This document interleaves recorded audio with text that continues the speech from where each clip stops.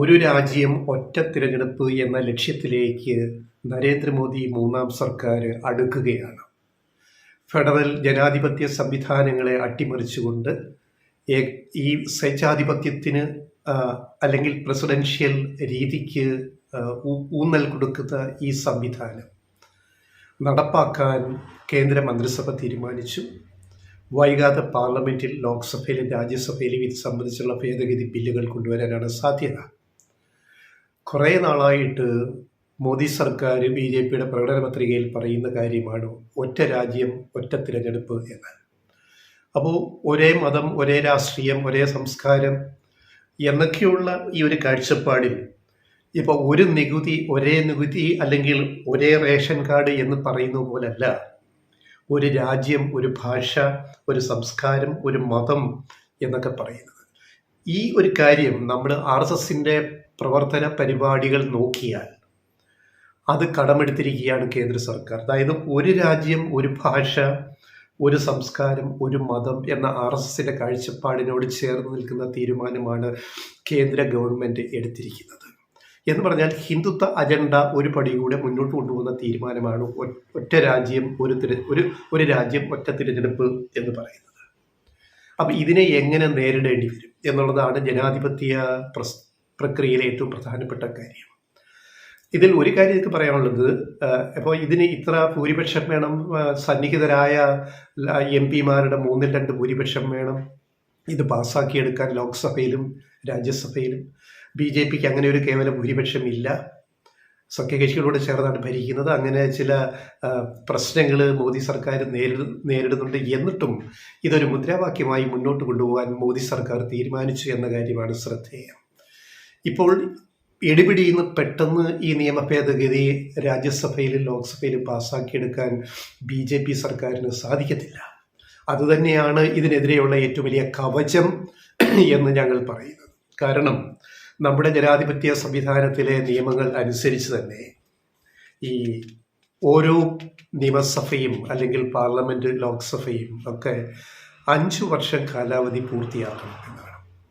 5 വർഷം പൂർത്തിയാക്കാതെ ചില രാഷ്ട്രീയ പ്രതിസന്ധികളുടെ പേരിൽ പലപ്പോഴും ഗവൺമെൻറ്റുകൾ താഴെ വീണിട്ടുണ്ട്, കേന്ദ്രം പിരിച്ചുവിട്ടിട്ടുണ്ട്. അപ്പോൾ അവിടെ ഇടക്കാല തിരഞ്ഞെടുപ്പ് വരാറുണ്ട്. അപ്പോൾ ഒരു രാജ്യം ഒറ്റ ഇലക്ഷൻ എന്നുള്ളത് പലപ്പോഴും പ്രായോഗികമായിരുന്നില്ല. 1957 മാത്രമാണ് ഒരൊറ്റ ഇലക്ഷൻ ഒരുമിച്ച് നിയമസഭകളിലേക്കും പാർലമെൻറ്റിലേക്കും ലോക്സഭയിലേക്കും നടന്നത്. പക്ഷേ എന്ത് സംഭവിച്ചു? 57 ഇലക്ഷൻ കഴിഞ്ഞ് 62 ആയപ്പോൾ 57 59 ആയപ്പോൾ കേരള നിയമസഭ പിരിച്ചുവിട്ടു കേന്ദ്രം. ആലോചിക്കണം, ഒരു എക്സാമ്പിൾ, കേരളം മാത്രം എടുത്താൽ മനസ്സിലാക്കുന്ന എക്സാമ്പിളാണ്. അപ്പോൾ 57 മുതൽ 59 വരെ കേരള നിയമസഭ ഉണ്ടായിരുന്നുള്ളൂ. പിരിച്ചുവിടപ്പെട്ടപ്പോൾ വീണ്ടും ഇലക്ഷൻ നടക്കുന്നത്. അപ്പോൾ അവിടെ ഒറ്റ രാജ്യം ഒരൊറ്റ തിരഞ്ഞെടുപ്പുള്ളത് അവിടെ നഷ്ടപ്പെട്ടു കഴിഞ്ഞാൽ ഒരു കാഴ്ചപ്പാട്. ഇതേപോലെ പലപ്പോഴും ലോക്സഭ കാലാവധിയില്ലാതെ ഭൂരിപക്ഷം നഷ്ടപ്പെട്ട ഗവൺമെൻറ്റുകൾ രാജിവെച്ചു പോവുകയും എത്രയോ ഇടക്കാല തിരഞ്ഞെടുപ്പുകൾ ദേശീയ തലത്തിലും സംസ്ഥാനങ്ങളുടെ തലത്തിലും നടന്നിരിക്കുന്നു. ഇതെല്ലാം ഒറ്റയടിക്ക് മാറ്റിയിട്ട് ഒരു രാജ്യം ഒറ്റ തിരഞ്ഞെടുപ്പ് എന്നതിലേക്ക് പോകുക അത്ര എളുപ്പമല്ല. അത് ഫെഡറൽ സംവിധാനത്തിൻ്റെ കടയ്ക്കൽ കത്തിവെക്കുന്നതിന് തുല്യമാണ്. അതായത് നമ്മൾ പറയുന്ന ഫങ്ഷണൽ ഡെമോക്രസി, പ്രവർത്തനാധിഷ്ഠിതമായ ജനാധിപത്യ പ്രക്രിയ, അത് മുന്നോട്ട് പോകണമെങ്കിൽ ഈ ഒരു കോൺസെപ്റ്റ് ശരിയാവില്ല. ഇപ്പം പറയുന്നൊരു ന്യായം എന്താണ്? ഇലക്ഷൻ ഏറ്റവും ചെലവേറിയ ഒരു പരിപാടിയാണ്. അതുകൊണ്ട് എല്ലാം കൂടെ ഒറ്റയടിക്ക് നടത്തിയാൽ കാശ് ലാഭിക്കാമെന്ന്. അതെന്തൊരു വികലമായ കാഴ്ചപ്പാടാണെന്ന് ആലോചിക്കണം. കാശ് ലാഭിക്കാനാണോ ഇലക്ഷൻസ് ജനാധിപത്യം ഉറപ്പുവരുത്താനാണ്. അതിന് കാശ് കുറെ ചിലവാകും. ലോകത്തെ ഏറ്റവും വലിയ ചെലവേറിയ സംവിധാനമാണ് ഡെമോക്രാറ്റിക് ഇലക്ഷൻസ് എന്ന് പറയുന്നത്. ഒത്തിരി പൈസ ചിലവാകും. അത് ആരും അതിന് കണക്ക് പറയുകയില്ല. അത് ഒരു ജനാധിപത്യത്തെ നിലനിർത്താൻ അത് ആവശ്യമാണ്. കുറെ പൈസ അതിന് ചെലവഴിക്കേണ്ടി വരും.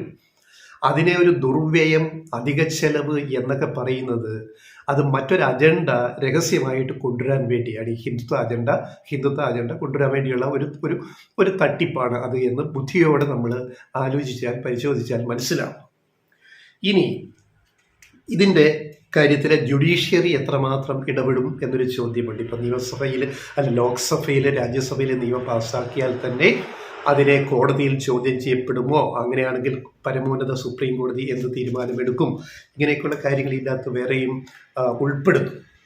ഇനി ലോക്സഭയിലും രാജ്യസഭയിലും ഇത് പാസ്സാക്കാൻ എളുപ്പമല്ല എന്ന് ഞങ്ങൾ പറഞ്ഞു.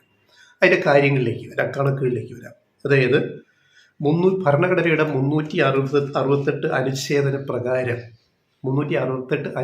പ്രകാരം ലോക്സഭയിലും രാജ്യസഭയിലും കേവല ഭൂരിപക്ഷത്തോടൊപ്പം സന്നിഹിതരായവരുടെ പങ്കെടുത്ത MP-മാരുടെ 2/3 പിന്തുണയും ആവശ്യമാണ് ഈ നിയമം പാസ്സാക്കാൻ.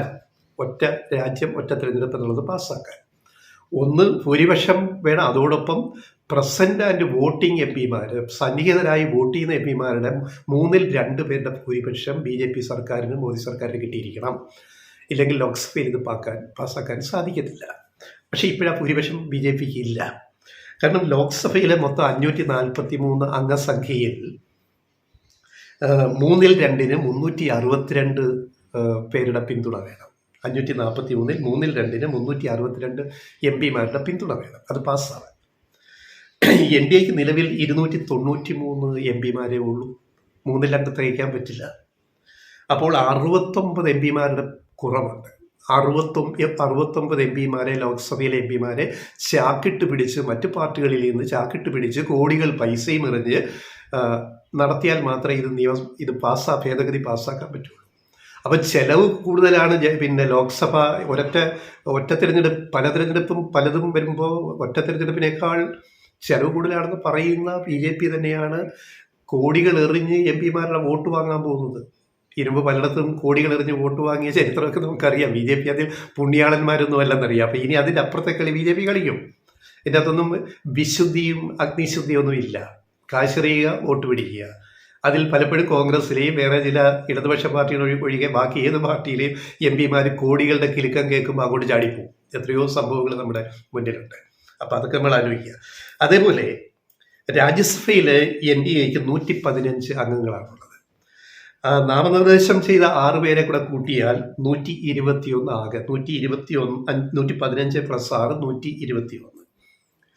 ഇന്ത്യ സഖ്യത്തിന് 85 MP-മാരുണ്ടല്ലോ രാജ്യസഭയിൽ, ചെറിയ സംഖ്യയല്ല. അപ്പോൾ ആകെ അംഗസംഖ്യ 250 രാജ്യസഭയിൽ.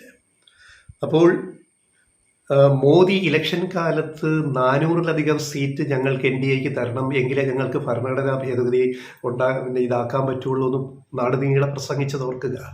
പക്ഷേ നമ്മുടെ ജനത, ബുദ്ധിമതികളായ നമ്മുടെ ജനത BJPയെ വെറും 240 സീറ്റുകളിൽ ഒതുക്കിയത് നമ്മൾ മറന്നുപോകരുത്. പ്രത്യേകിച്ച് BJP മറന്നുപോകരുത്. അപ്പോൾ രാജ്യസഭയിൽ തന്നെ ഇവർക്ക് BJPക്ക് നിയമ ഭേദഗതി പാസ്സാക്കാൻ 43 MP-മാരുടെ അധിക പിന്തുണ വേണം. പ്രതിപക്ഷത്തു നിന്ന് തട്ടിയെടുക്കണം. അപ്പോൾ ഒരു വലിയ കുതിരക്കച്ചവടത്തിനുള്ള വഴിയാണ് ഒരുങ്ങുന്നത്. ഈ ഭരണഘടനാ ഭേദഗതി കൊണ്ടുവന്ന് ഒരു രാജ്യം ഒരു തിരഞ്ഞെടുപ്പ് എന്നതിലേക്ക് പോകുന്ന പോക്കിൽ വലിയ കുതിരക്കച്ചവടത്തിൻ്റെ സാധ്യതയാണ് തുറന്നിടുന്നത്. പ്രതിപക്ഷത്തു നിന്ന് ഏതൊക്കെ പാർട്ടി MP-മാർ കോടികളുടെ ചാക്കിൽ വാങ്ങി കോടികൾ പണവും വാങ്ങിയിട്ട് പോകുമെന്നുള്ളത് നമ്മൾ കാത്തിരുന്ന് കാണേണ്ടുന്ന അവസ്ഥയുണ്ട്. എന്നാൽ ഇടതുപക്ഷത്തു നിന്ന് ഒരു MP-മാരും പോകില്ലെന്ന് നമുക്ക് വിശ്വസിക്കാം. അത് അവരുടെ ഒരു പ്രവർത്തന രീതിയുണ്ട്. പക്ഷെ മറ്റുള്ളവരുടെ കാര്യം പറയാൻ പറ്റില്ല. അപ്പം ഇതാണ് ഇതിൻ്റെ അവസ്ഥ എന്ന് പറയുന്നത്. കഴിഞ്ഞ വർഷം 10 സംസ്ഥാനങ്ങളിൽ ഇലക്ഷൻ നടന്നു. ഒരു രാജ്യം ഒരു തിരഞ്ഞെടുപ്പ് എന്ന് പറയുമ്പം ആ നിയമസഭകൾ ഇനി വൈകാതെ കാലാവധി തീരാതെ പിരിച്ചുവിടേണ്ടി വരും. ഇപ്പോൾ 1 കൊല്ലം കഴിയുന്നേ ഉള്ളൂ, ഇനി 4 കൊല്ലം ബാക്കിയുണ്ട്. അപ്പോൾ ഒരു തിരഞ്ഞെടുപ്പ് എന്ന് പറഞ്ഞിട്ട് അടുത്ത തിരഞ്ഞെടുപ്പ് അടുത്ത വർഷം വരുമ്പോഴേ, ഇത് കഴിഞ്ഞിട്ട് അടുത്ത 5 വർഷം കഴിഞ്ഞ് വരുമ്പോഴേ ഈ സഭകളുടെ കാലാവധിയാണ് ഇല്ലാതാവുന്നത്. പൂർണ്ണ കാലാവധി 5 വർഷ കാലാവധിയാണ് ഇല്ലാതാവുന്നത്. ഇപ്പോൾ ഹിമാചൽ പ്രദേശ്, മേഘാലയ, നാഗാലാൻഡ്, ത്രിപുര, കർണാടക, തെലങ്കാന, മിസോറാം, മധ്യപ്രദേശ്, ഛത്തീസ്ഗഡ്, രാജസ്ഥാൻ, ഇവിടെയെല്ലാം കഴിഞ്ഞ വർഷമാണ് ഇലക്ഷൻ നടന്നിരിക്കുന്നത്. മനസ്സിലാക്കണം. അപ്പം ഇത്തരം ഒരു കാര്യങ്ങളിൽ ഇപ്പം 2027 UP-യിലും ഗുജറാത്തിലും പഞ്ചാബിലും ഇലക്ഷൻ നടക്കാൻ പോവുകയാണ്, അസംബ്ലി ഇലക്ഷൻ. അതിനെയൊക്കെ ഇത് ബാധിക്കാൻ പോവുകയാണ് ഈ നിയമനിർമ്മാണം. പിന്നെ അവർക്ക് 2 വർഷം മാത്രമേ സഭയ്ക്ക് കിട്ടുന്നുള്ളൂ പുതിയ നിയമ ഭേദഗതി പാസ്സാക്കിയാൽ. അതൊരു 26-ൽ പശ്ചിമ ബംഗാളിലും തമിഴ്നാട്ടിലും കേരളത്തിലും ആസാമിലും അസംബ്ലി ഇലക്ഷൻ നടക്കാനിരിക്കുകയാണ്. അപ്പോൾ 3 വർഷം അവർക്ക് നഷ്ടപ്പെടുകയാണ്, കേരളത്തിനും പശ്ചിമ ബംഗാളിനും ആസാമിനും. ഇതിനെയൊക്കെ എങ്ങനെ ന്യായീകരിക്കാൻ പറ്റും? ഒരു കമ്മിറ്റി ഉണ്ടാക്കി തട്ടിക്കൂട്ടി, മുൻ രാഷ്ട്രപതി രാംനാഥ് കോവിന്ദിൻ്റെ നേതൃത്വത്തിൽ ഒരു കമ്മിറ്റി ഉണ്ടാക്കി ഒരു റിപ്പോർട്ട് പെട്ടെന്ന് തയ്യാറാക്കി സർക്കാരിന് സമർപ്പിച്ചു. അതൊരു ഒരു ഒരു പാവ കമ്മിറ്റിയാണെന്ന് ആർക്കും ഊഹിക്കാം, അതിലുള്ളവരുടെ പേര് കേട്ട് മനസ്സിലാവും. ആ കമ്മിറ്റിയിൽ ഉള്ളവർ പിന്നെ മുൻ Lok Sabha secretary general Subhash C Keshi, മുതിർന്ന അഭിഭാഷകനായ ഹരീഷ് സാൽവി, മുൻ വിജിലൻസ് കമ്മീഷണർ സഞ്ജയ് കൊത്താരി, പിന്നെ ധനകാര്യ കമ്മീഷൻ അംഗം, മുൻ ധനകാര്യ കമ്മീഷൻ അംഗം NK സിംഗ്, കേന്ദ്ര ആഭ്യന്തര മന്ത്രി അമിത്ഷാ, കോൺഗ്രസ് വിട്ട് BJPയിൽ ചേക്കേറിയ ഗുലാം നബി ആസാദ്, പിന്നെ ചെയർമാൻ രാംനാഥ് കോവിന്ദ്. പോരെ, ഒരു BJP അനുകൂല കമ്മിറ്റി ഉണ്ടാക്കിയിട്ടാണ് റിപ്പോർട്ട് കഴിഞ്ഞ മാർച്ച് 14 സമർപ്പിച്ചിരിക്കുന്നത്. രാംനാഥ് കോവിന്ദ് ഉന്നതാധികാര സമിതി 18,626 പേജുകളുള്ള റിപ്പോർട്ടാണ് മാർച്ച് 14 കൊടുത്തിരിക്കുന്നത്. അപ്പോൾ ഈ കമ്മീഷൻ നിലവിൽ വന്നത് 2023 സെപ്റ്റംബർ 2-നാണ്. വളരെ വേഗം ഫാസ്റ്റ് ട്രാക്കിലാണ് ഈ റിപ്പോർട്ട് തട്ടിക്കൂട്ടി കൊടുത്തിരിക്കുന്നത്. അതിൻ്റെ ഉദ്ദേശം തന്നെ നമുക്കറിയാം, എന്താണ് BJP ഗവൺമെൻറ്, മോദി ഗവൺമെൻറ് ചെയ്യാൻ ഉദ്ദേശിക്കുന്നത് എന്ന്. അപ്പോൾ ഇതിനെതിരെ പാർലമെൻറ്റിനകത്തും പുറത്തും ശക്തമായ ജനകീയ പ്രക്ഷോഭം ഉണ്ടായാൽ മാത്രമേ ഒരു രാജ്യം ഒറ്റ തിരഞ്ഞെടുപ്പ് എന്ന ആ ഹിന്ദുത്വ RSS അജണ്ടയെ നേരിടാൻ രാജ്യത്തിന്, ജനങ്ങൾക്ക് സാധിക്കുകയുള്ളൂ.